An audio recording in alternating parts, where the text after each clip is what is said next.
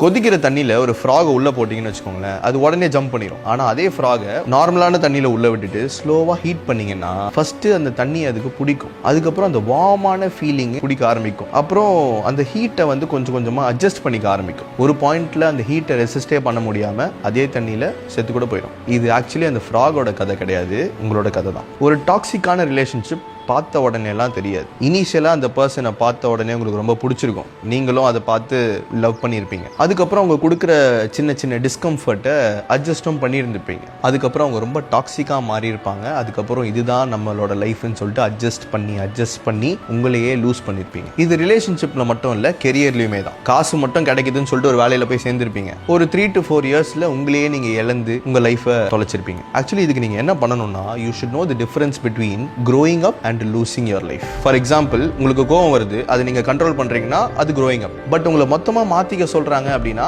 அது losing yourself. நல்லா காசு சம்பாதிக்கணும், அதுக்கு கஷ்டப்பட்டு உழைக்கணும் அப்படின்னா அது growing up. ஆனா அதுக்காக உங்க பேஷனையே இழந்துட்டு நீங்களே யாருன்றதை இழந்துட்டு நீங்க வேற மாதிரி மாத்திக்கிறீங்கன்னா அது losing yourself. மற்றவங்களை குறையே சொல்லாம ரெஸ்பான்சிபிலிட்டி எடுக்கிறது growing up. ஆனா நீங்க எல்லாத்துக்குமே எஸ் சொல்றது losing yourself. இந்த டிஃப்ரென்ஸை நீங்கள் புரிஞ்சுக்கிட்டா மட்டும்தான் லைஃப்பை ஒழுங்காக லீட் பண்ண முடியும். வளர்ச்சி டிஸ்கம்ஃபர்ட்டாக தான் இருக்கும். ஆனால் டிஸ்கம்ஃபர்ட்டே உங்கள் லைஃபாக மாறிடுச்சுன்னா it is time for you to jump.